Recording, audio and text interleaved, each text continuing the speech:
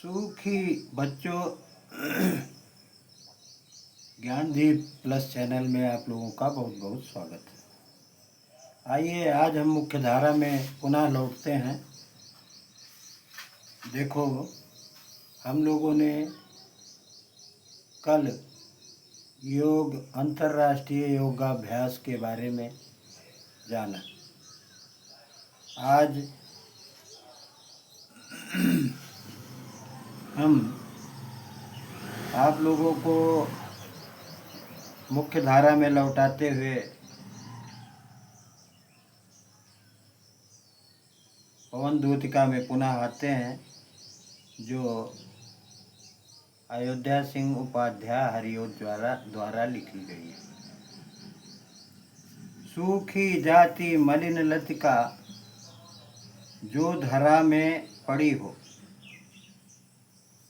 तो पाँवों के निकट उसको श्याम के ला गिराना। यों सीधे से प्रकट करना, प्रीति से वंचिता हो।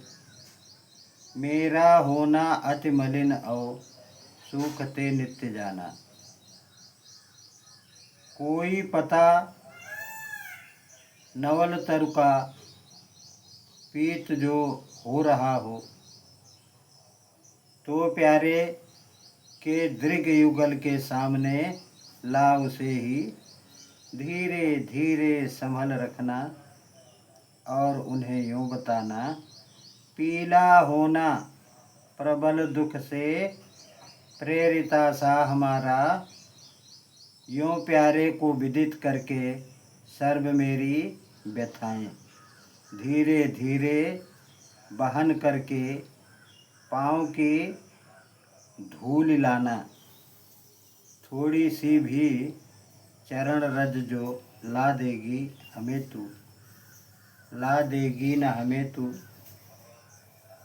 हाँ कैसे तो व्यथित चित्त को बोध मैं दे सकूँगी।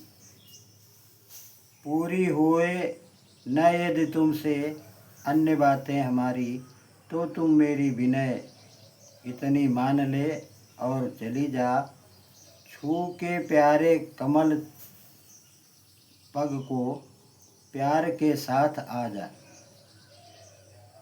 जी जाऊंगी हृदय लाल, जी जाऊंगी हृदय लाल मैं तुझी को तमाके। मैं तुझी को लगा के। देखिए, इसका हम संदर्भ देखते हैं। यह हमारी पाठ्य पुस्तक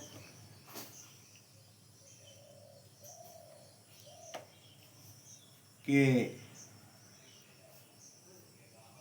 पवन दूतिका नामक शीर्षक से उद्धृत किया गया है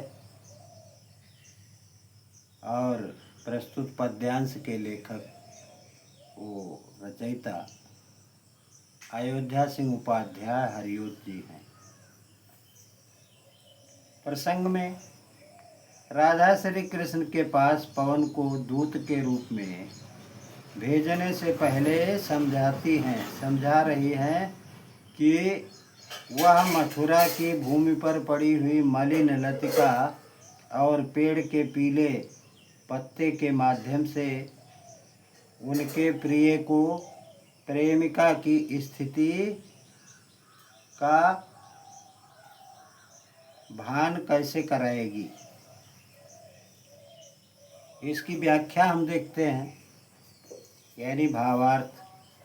राधा पवन से कहती हैं कि यदि मथुरा की भूमि पर तुम्हें कहीं मुरझाई हुई लता दिखाई पड़े, तो उसे कृष्ण के पैरों के पास ले जाकर गिरा देना।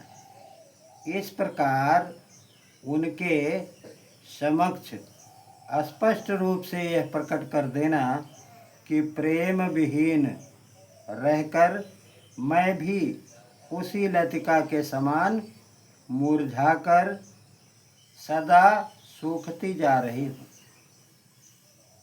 अब इसमें 4 लाइनें अंडरलाइन की गई हैं देखिए उसका भावार्थ, यदि नए पेड़ के पीले पड़ गए पत्ते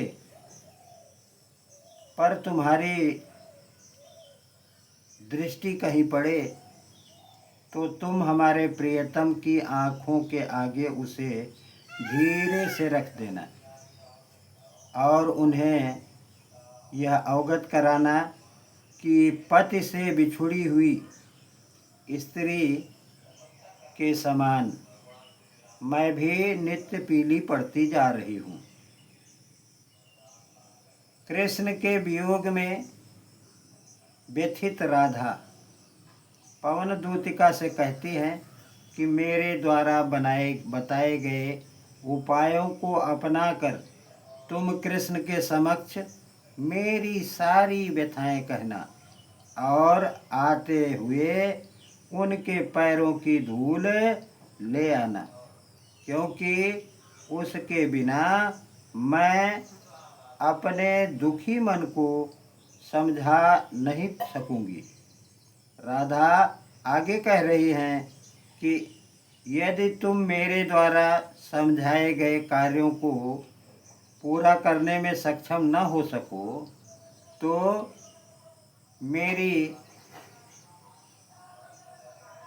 बस इतनी विनती मानकर तुम उनके कमल रूपी चरणों को प्रेम पूर्वक स्पर्श करके चली आना। मैं तुम्हें ही अपने हृदय से लगाकर स्वयं में नवजीवन का संचार करूंगी, अर्थात स्वयं को जीवित रख सकूंगी। काव्य सौंदर्य तो वही पुराना है। भाव पक्ष देखिए,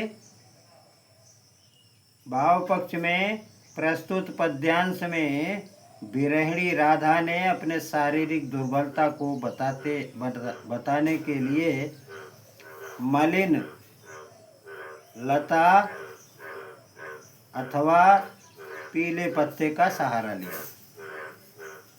बच्चों, इस तरह से कला पक्ष देखिए, खड़ी बोली है, भाषा, शैली, प्रबंध, छंद, मंदाक्रांता, अलंकार, उपमा और पुनरुक्त प्रकाश, शब्द शक्ति, अभिसा, गुण, प्रसाद और रस, वियोग, श्रृंगार।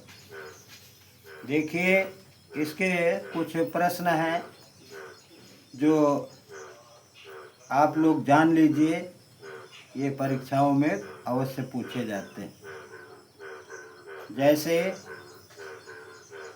प्रबला व नवला के विलोम शब्द, प्रबला के दुर्बला और नवला के पुरातन।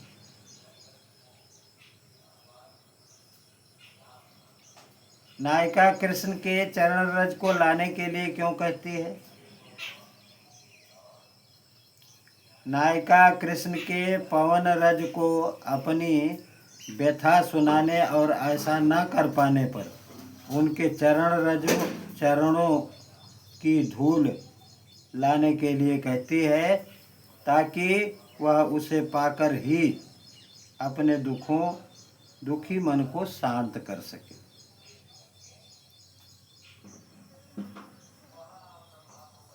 एक पंक्ति देखिए, जी जाऊंगी हृदय ताल में, मैं तुझी को तुझी को लगा के। पंक्ति का आशय देखिए, प्रस्तुत पंक्ति के माध्यम से राधा पवन से कहते हैं कि श्री कृष्ण की चरण रज को न ला पाए तो केवल उनके चरणों को स्पर्श करके ही आ जाए तो भी वह उसके लिए, राधा के लिए काफ़ी है, क्योंकि वह पवन को ही अपने हृदय से लगाकर अपने प्रियतम के पूर्ण अनुभूति कर लेंगी और स्वयं में नवजीवन का संचार करेंगी। बच्चों, बस आज इतना ही। चैनल को लाइक कीजिए, शेयर कीजिए और सब्सक्राइब कीजिए। धन्यवाद।